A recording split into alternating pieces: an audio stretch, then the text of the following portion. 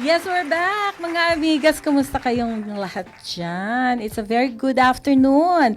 Mainit sa labas at mas mainit dito sa studio. Ang pinag-uusapan ay tungkol sa mga yan. Meron po tayong bisita ngayong hapon na to at hindi natin pwedeng mapahindian dahil sila po ay mga legit na mga kasama sa susunod or padating na election po ngayong Mayo 12, kung di ako nagkakamali. Yes.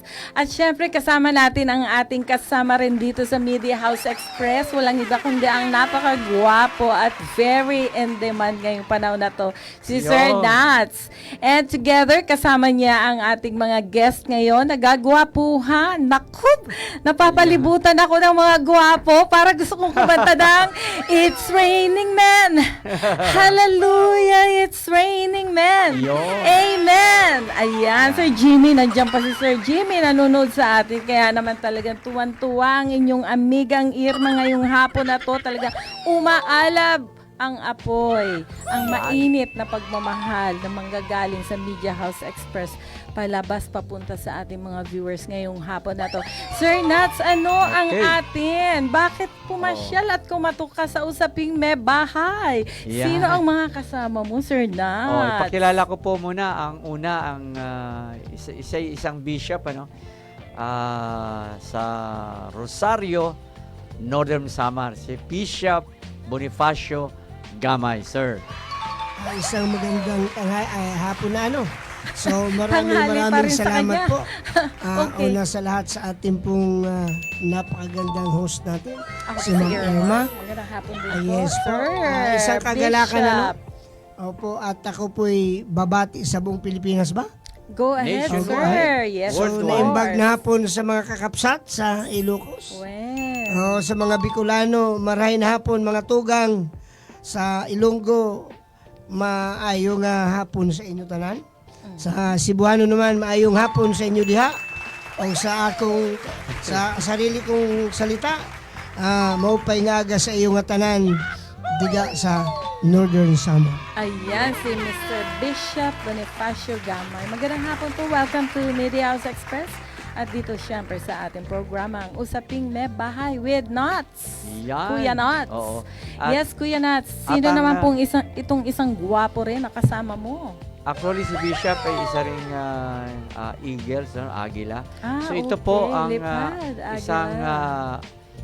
eagle governor. Ito, walang iba po kundi si Kuya Jojo Bautista. Good afternoon, Sir Kuyang Jojo Kuya. Bautista. Kuya lang po. Kuya lang. Mapagpalang araw sa inyong lahat. Ako po si Kuya Jojo Bautista. Magandang tanghali, Ma'am Irma. Kuya Magandang Nats. tanghali din po, Magandang Sir tanghali. Jojo. Wag mo akong Hindi na ho tinititigan, Sir siguro Jojo. ako babate dahil lahat naman po binati na ni Bishop. Aha.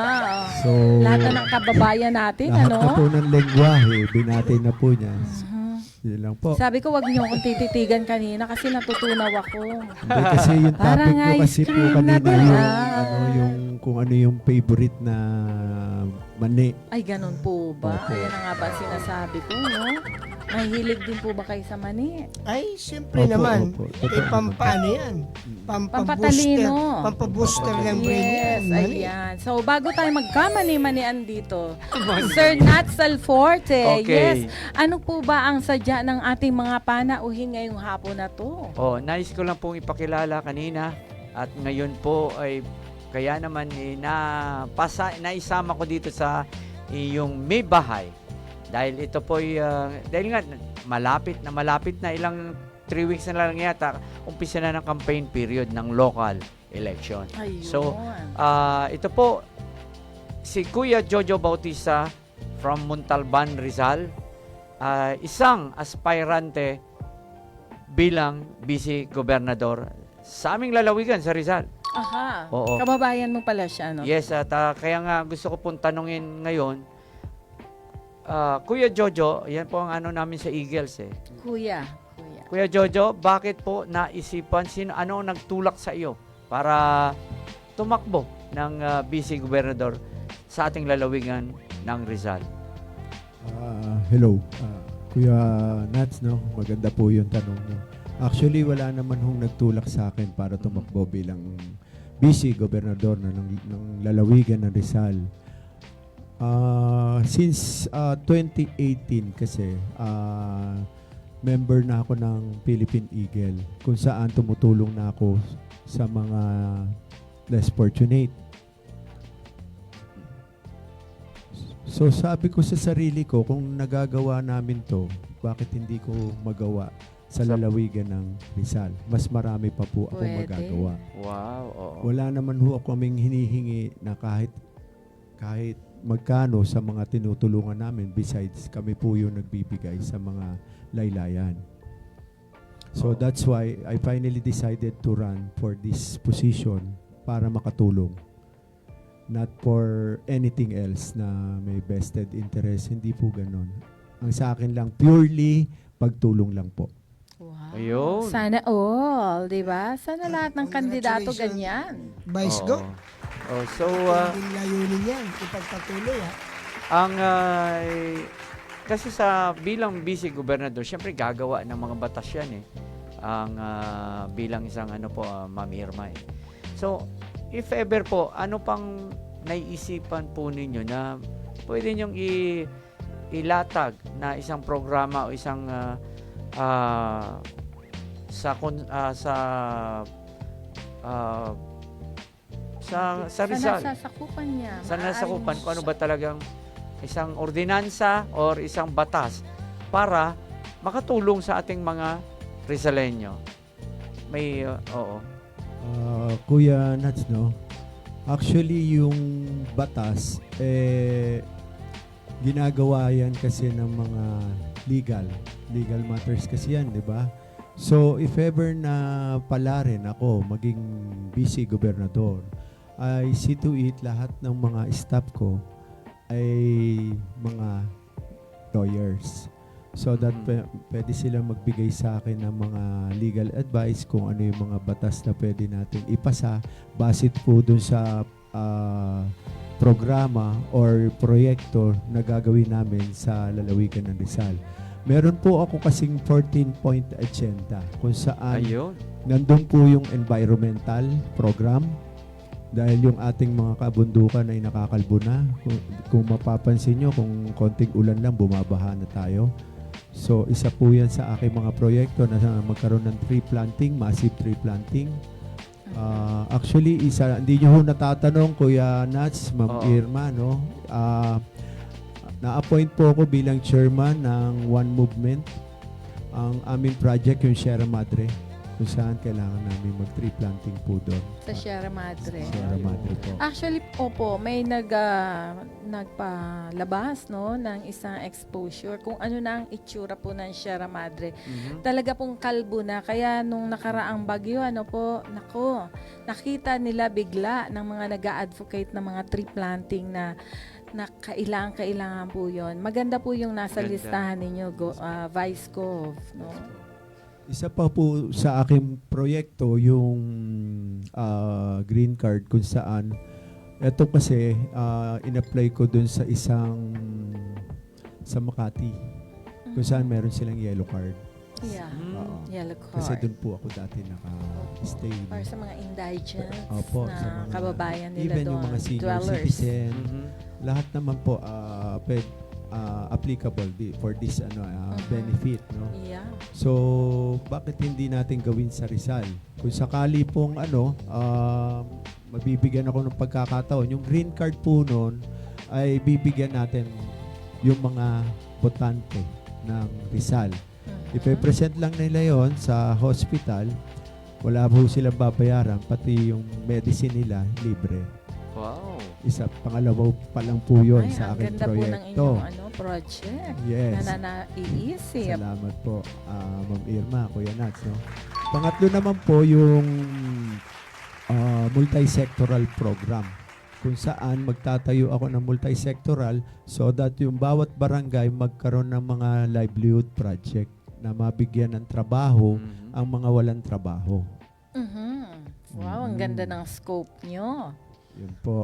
So, yun yung tatlo. Tatlo pa lamang yun. Tatlo pa lang po yun. Oo. Parang halos ano 14 po yan 14, abutin Wow. tayo. Baka abutin na. Baka na. Aabot matapos tayo na ng nightcap nito. Oo. Basically, lahat naman po ng aming mga programa, even yung aming mga katunggali, para sa ikabubuti rin po ng lalawigan na kung saan sila tumatakbo. Ang ano lang ho dyan, yung implementation.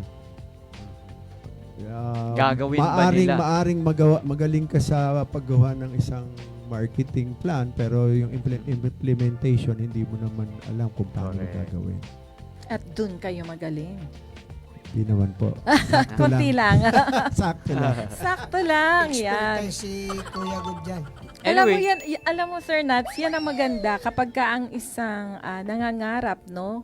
O na tumakbo bilang isang kandidato kahit na anong posisyon ay dumaan muna sa paninilbihan sa kanyang mga kababayan like the outreach na ginagawa po ng Eagles. Exactly po. No?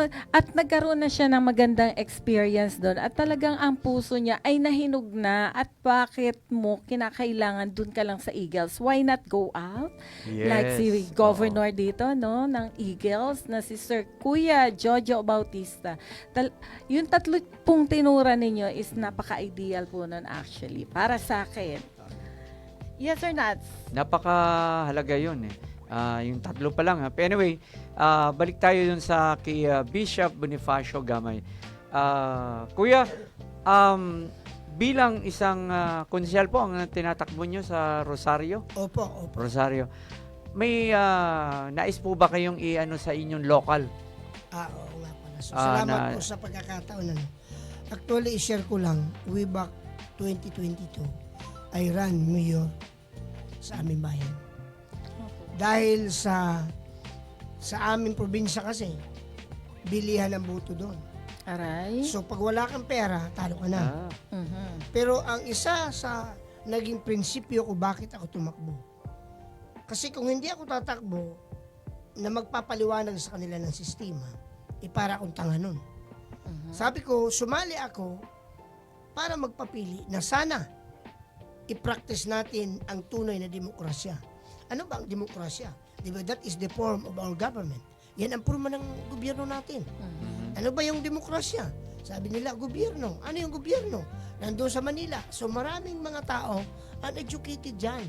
So yan ang isa sa mga talent ko to expose o to educate them. Ang sabi ko sa kanila, napakasimple lang naman yan eh. Democratic is a form of government. So ano bang ibig sabihin nun? Democratic means government by the people, through the people. So gobyerno ng tao at para sa tao. So ibig sabihin, sino bang gobyerno? Hindi yung nandoon sa Manila, hindi yung nandoon sa Malacanang. Mga tao yan na nagpapatakbo ng gobyerno natin na tayo ang naglagay. Sapagkat ang totoong gobyerno, ikaw na butante. Tayo na pumipili.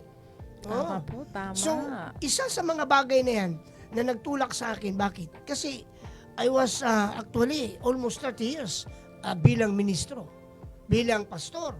At iba-ibang sektor ang aking kausap, iba-ibang klaseng tao ang aking kausap, iba-ibang klaseng tao ang aking naging kasalamuha. Abogado, negosyante, doktor, siraulo, kriminal, lahat. So, my life is exposed sa lahat ng mga uri ng klaseng tao. So, ibig sabihin, hindi ko naman sinabi, Ma'am Irma, na ako ay expert na.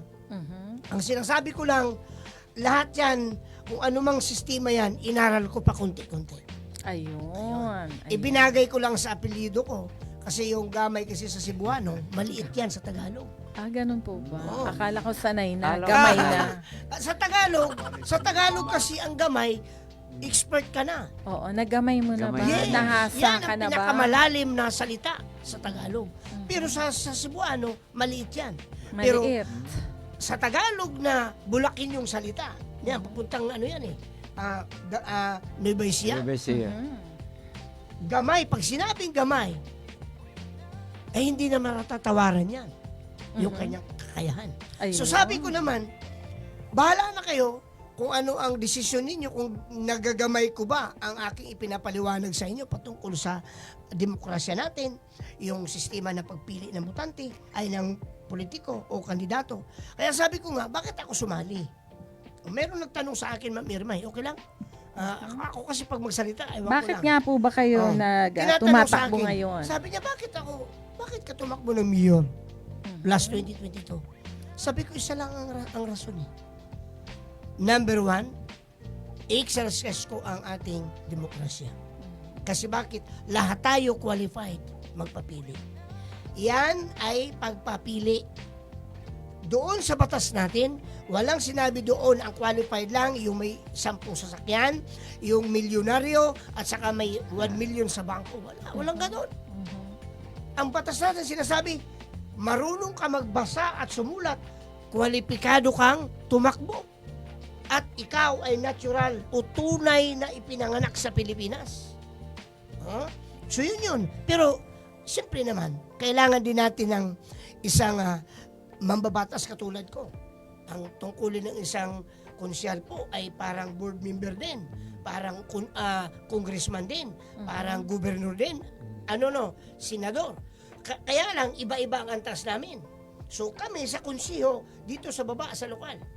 Ngayon, ang congressman ay ang bukal naman ay sa lalawigan na maglalagay ng mga batas o magpapasa ng mga batas sa development ng province, sa development ng uminto ng anong programa ba dyan sa probinsya. So sa amin naman bilang konsyal, sa bayan. Paano namin papatakbuhin ang pag-uminto ng koleksyon ng revenue ng LGU? Paano namin ipapataas ang atas ng LGU na maging first class siya? From 5th class to first class? Mga batas? Mga ordinansa. Unang-una talaga dyan, yung inuutos ng batas sa ating local government code. Republic Act 7160, Section 16, na yun ay general welfare ng buong susyudad. Yun ang tungkulin namin na pangalagaan. Ayun, napakahalaga po pala ng Ay, inyong hindi basta-basta. posisyon Hindi bilang isang basta-basta yan. konsehal. Oo, hindi basta-basta. Pero yun na nga, ang daming nagkonsyal, in fairness naman sa kanila, hindi ko naman sa sinisiraan. Pero ay nako po, bahala na kayo. Bahala Wala na ang talaga. Panginoon sa kanila. Wala talaga. Ay nako, ewan ko lang kung ano nangyari. Patawarin mo kung Hindi naman natin sila isinusumpa, Hindi pero naman. bahala na si Bahala- Lord sa kanila. Bahala na si Lord. So, sabi ko sa kanila, hindi ko naman sila sinisiraan na wala sila nagawa. What I mean, kung ano ang hindi nila nagawa, yun ang gagawin ko. Ayun. Para Yun sa naman. bayan, para sa tao, para sa aking bayan. Sana lahat ng tumatakbong konsyal ay may talinong katulad ni Bishop Bonifacio Gamay. Salamat Ayan, Sir po, Nats, Ma'am Irma. baka may katanungan ka pa. Kuya Nats, pasensya na, hindi pa nababanggit. Salamat po, Kuya Nats pala, sa napakalaking oportunidad na tayo po ay na live sa social media. Live ngayon, At yes. mapapakinggan ako, makikita ako nila niya sa buong Pilipinas, aking mga kamag-anakan, Opo. maging sa Amerika, sa Japan. Okay. Opo. So, maraming Live salamat. po tayo sa YouTube din po. Kaya Yes pwede po. nyo ding i-share sa Yes. lahat ng mga taga-kababa. Nandun sa lugar ninyo ng mga botante para malaman po nila kung ano yung talagang pinaka-adhikain mo, ba't ka tatakbong konsehal ngayong palapit na halalan. Yes, Sir Nats, baka may itatanong ka pa kay Kuya Jojo Bautista. Yes, oo. Yung Rizal po, Kuya Jojo, Vice Gov, nahati-hati na kasi. If ever po na napasama kayo ngayon 2025 na nalo kayo, may pabor po ba kayo doon na mahati pa o ma-maintain yung kabuuan ng Rizal? Kasi tulad po sa Montalban, may sarili ng at San Mateo, may sarili na ng distrito. Papayag pa rin po ba kayo na magkaroon ng distritong another? Magandang katanungan, Kuya Nats. No? Oo. Unang-una, nagpapasalamat din ako dahil naimbitahan mo kami dito. Si Ma'am Irma. Maraming Walang salamat, anuman Ma'am po. Irma. At bago ko sagutin yung iyong katanungan, binabati, pwede ho bang bumati? Ayun. Yes po, of course. Your Binabati life. ko po yung aming governor ng Rizal, si Gov. Nina Rixie Inares, Ayun. ang aming butihing mayor, si General Ronnie Evangelista ng Montalban Rizal. Good Retired afternoon general po. yan, ano? Retired General po. Magandang tanghali po sa inyo. Ma'am and Mayor, nandito po ako ngayon sa Media Express with Kuya Nats and Ma'am Irma. Going back to po dun sa tinatanong nyo, no, Kuya Nats. Mhm. Actually, kung makakabuti sa lalawigan ng Rizal, bakit natin hindi gawin? Mhm. Kasi sabi daw po, mababawasan na ng husto, parang pinakakita nung probinsya. Kung Mhm. magkakaroon na naman ng another district. Kasi may sarili na silang May sarili na oo, silang bandings na ano. state, parang ganon. Kasi mase-separate sila dun sa Opo. sa Rizal. Actually, tinanong na rin sa akin yan. Ang sinagot ko lang naman doon, napakasimple lang. Hindi ko na Mhm. pinahaba. Kung makakabuti to Oh, para yun. doon sa makakarami, yun ang gawin na lang natin. Kung makakabuting i-separate natin to para maging city, so we need to do it. Kasi para sa tao yun eh. Diba? Pero kung makakasama naman, para doon sa sa mga Rizaleño, bakit natin gagawin? Mhm. Kung ang makakabuti lang dito ay yung mga nanunungkulan. 'Di ba? Mhm. Bakit ba hindi nila gawin city to? Ano bang reason nila? Ang Montalban po, pwede nang ano siya, no, sa for cityhood, ano? Opo. Kaya lang wala pa atang plano. Okay. Wala pa plano ngayon. Pero actually na-discuss na rin yan before na gawing city. Under negotiation with Opo. Inaris po. Bilang Okay. independent, siguro huling tanong ko po sa kanila, Ma'am Irma, bilang independent po sa inyong dalawa, ay pag kayo nanalo, susuporta po ba kayo sa nakaupo o kontra kayo? Kasi karamihan, siyempre independent kayo, may sarili kayong partido sa pagdating ng panahon na yan. Okay. Ako po kasi isang independent, no, Kuya Nats, Ma'am Irma. Pero guest candidate po ako ng Workers and Peasant Party under ni Honorable Imelda Papin, Mhm. PCSO, Board of Director. Regarding dun sa tanong mo kung naka-align ba kami dun sa present administration, para sa akin, case-to-case basis, kung yung programa naman ay makakatulong sa Laylayan or sa Rizaleño, kailangan natin suportahan kung ano po yung programa na yun. Ayun. Kung ano man po yun yung dapat. programa na yung 14-point agenda ko, yun naman po ay ipopropose ko rin sa ating butihing governor kung Mhm. saan yan ay pag-uusapan ng sanggunian kung ito ay makakabuti at kung okay naman sa kanila, yan naman ay may implement din naman para sa ikabubuti natin sa inyo. Okay. Yes, palagay ko naman, Kuya Nats, wala namang negative dun sa tinura ni Kuya Jojo Bautista, no? Oo. At maaring lahat ng kanyang tinuran ay makakapagbigay pa nga ng additional na mga kagandahan na maaring mangyari sa Rizal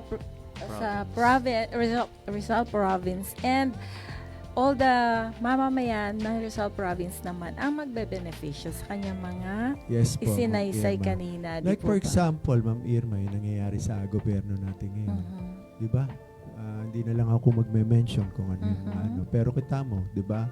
Sumuporta kami dun eh. Binoto namin yun. Mhm. Ngayon, parang lahat ng tao parang nagsisisi bakit sumuporta, bumoto dito sa mga taong to. Ngayon hindi na sila magkasundo, nagbabangayan na. Oh. Diba? So, sino magsasuffer dito? Yung mga tao din. Opo, dahil kinakailangan nag-work sila for the betterment of the place, no? Yes po, Na kanilang dapat naka-align nasasakupan. po talaga sa isa't Hindi isa. talaga pang personal na layunin, di po ba? Kaya nga ngayon, tignan nyo nangyayari. Napapabayaan na yung mga programa na Kinakailangan isulong. kinakailangan isulong Oo. nila. Puro na lang bangayan. Mhm. So, para sa akin, kung Hindi na healthy. hindi na Kumbaga, healthy, oo, yes. hindi na healthy. The Yun ang admin is term not doon, healthy Ma'am. anymore. Kung kung ganun din naman, So kayo si might as well Superman. mag-divorce na lang sila. Mag-divorce na lang sila, di ba? Divorce, In every yes. At pasok relationship na, naman. Kuya Jojo Bautista. Oo, in every relationship, wala Divorce na naman lang talaga yan. eh. Di ba? Walang Hindi pa napasaya sa batas.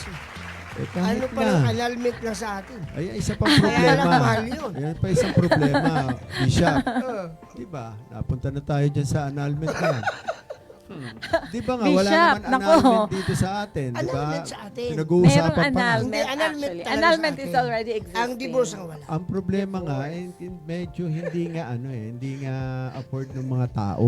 Ayun lang. Very Oo, dahil expensive. napakamahal nga. Napaka-expensive. Kaya ipinapapasa ang divorce. Yeah. Divorce. Ayan. Ayan, dahil sa... Balik tayo doon. Dahil kasi yan punta sa na mani. tayo. Mamira, dahil sa Nagkagulo mani kayo. kasi yan. Kasi naman meron sa bahay niya eh. Yun ang nagiging dahil. Ayan. Ayoko kumain talaga ng mga Bishop, ganyan Bishop, eh. baka mawalan ka ng kaligtasan. Ayan. Sabay ganun. So, yeah. Sasagutin ko din Kuya Nats yung may opinion Sa akin naman, gusto ko lang i-elaborate ang sitwasyon. Naging problema sa Pilipinas. Pag nailik siya, hindi niya alam kung ano siya. Mhm. Hindi niya kilala yung sarili niya. Mhm. Ang kilala niya, Mhm. siya isang mayor, isang presidente, isang gobernador. Mhm. Taas noo. Oh, tabi kayo dyan. Without knowing kung ano yung nasa batas, wala kayang ganun. Kasi sa batas, pag ikaw ay pinili ng taong bayan, hindi ka king, hindi ka special person, hindi ka kung sino kang private entity, but you are already a public entity. Yes, a Meaning, public servant. yes, you are a public servant. Now, i-elaborate ko lang yung servant. Bakit servant ang ginamit na salita? Kasi ito yung pinakamababang uring trabaho at klase ng tao. Sa Middle East, practice nila yan eh. Pag ikaw ay isang servant, wala kang choice, Ma'am Irma. Ikaw servant kita. Irma, tumbling ka, wala kang magagawa. You have no choice. Wala. Sabi mo, magluto ka naman eh. Magluluto ka. Balatan mo yung mani. Joke lang. So, yun yung bagay na sana sa ating mga kapwa ko aspirant ngayon, kahit nandun na sa posisyon ngayon, maintindihan natin, tayo po ay mga public servant. We are not VIP. Yan na nasa batas. Pero ano nangyayari? VIP dating eh. Mhm. Parang galit na galit po kayo. Hindi naman. Hindi naman. Ikaw, ka ba, Pinapaliwanag Bishop? ko lang at binibigyan ko Ano, may diin pinanghuhugutan aking ka. sinasabi. Correct. Kasi alam niyo po Ma'am Irma, umabot na ako sa golden age ko. Aha. Golden age. Yes. Bakit ilang taon na po sila? Silver pa lang yan, Bishop. Oh, wow, Silver pa lang. 50. Hindi ko tinatanong po kung ano yung address ng bahay nyo. I broke my rights. Okay, Ay, Batas fine. yan. Ano yan? 2013 yata, 2012 Act yan. Na Privacy Act. 2012. Mukha So, naman yun, talaga kayong 50 lang. Ay, ituloy ko, no? Oo. Dapat, doon sa sinasabing pabor ka ba, wala na nga tayong choice. Pag inili ka ng taong bayan, gagampanan mo ang trabaho mo. Dapat lamang po. hindi kulor por kulor. Wala nang kinalaman ng partido dito dapat. Wala na. Ang trabaho mo. Kaya kung anong sabi ni Kuya Jojo, napakaganda na sinabi niya. Kung ano yung kaayusan at kabutihan, kapakanan ng taong bayan, gagawin natin. Hindi natin Ayun. kukontrahin. Ayun. Susuportahan pa natin. I agree. Ayan Suma po. total, kaya kayo tumatakbo ay para pagsilbihan ang ating mga kababayan. Yes. From my heart. From the heart. Yes, from the heart Bilis daw yata po, ng oras, sabi ni ah. Bishop.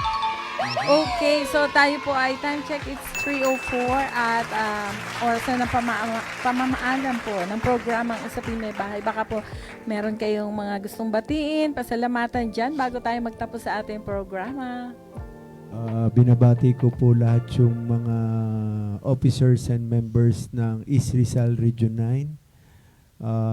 Mga kuya, ate, bunso, nandito po ang inyong butihing governor, si Kuya Jojo Bautista. Kahapon lang magkasama tayo sa induction and chartering ng other region. Mabuhay po ang Agila. Mabuhay. May mabuhay. Si Bishop. So ako naman po, una sa lahat, nagpapasalamat ako sa programa ninyo, Ma'am Irma, sa Nats, maging sa management ng Media House. Media House. Thank you very much sa opportunity na ibinigay nyo sa amin na on the air kami buong mundo. Okay? Yes. Napakalaking opportunity ito. So binabati ko rin yung aking may bahay na nasa Tanay Rizal ngayon. Ang aking mga anak sa Bohol, si Timothy, si Bonifacio Jr., si Lovely, and David Mark Herson. Ang aking mga kababayan sa Northern Samar, sa bayan ng Rosario. Salamat po. Magandang hapon. Ayun. Yun. Okay, mabuhay po kayo, Kuya Jojo Bautista and Bishop Bonifacio Gamay. Yes, Sir Nats, baka may mga babatiin ka din at paalaman. Okay na po at maraming salamat po sa oportunidad nito at napagbigyan ng aking mga kuya na mga agila. Maraming salamat po, Mami Irma. Walang anuman po, Sir Nats. Ayan, maraming salamat po sa lahat ng ating mga viewers dito sa Usaping May Bahay. Magbabalik po, pasasalamat ko din po dahil po may bumisita sa ating bahay ngayong hapon na to, syempre.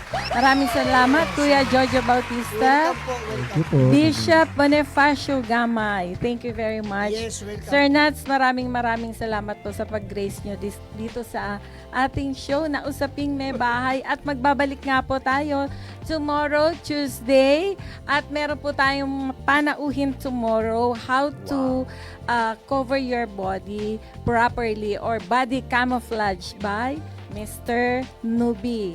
Yan, kung malaki yung inyong hinaharap, maliit ang inyong hinaharap, medyo yung shoulder ninyo, hindi proportionate, malalaman po ninyo kung ano-anong klaseng mga pananamit ang kailangan po natin na isuot sa ating pangangatawan.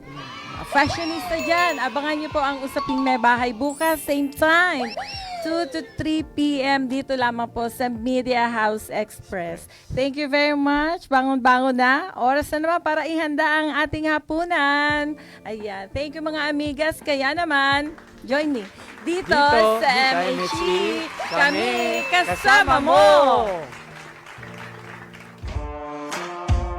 Media House Express, home of news and entertainment. Kaagapay sa paghahatid ng mga pangkasalukuyang kaganapan at pagsaserbisyo sa taong bayan.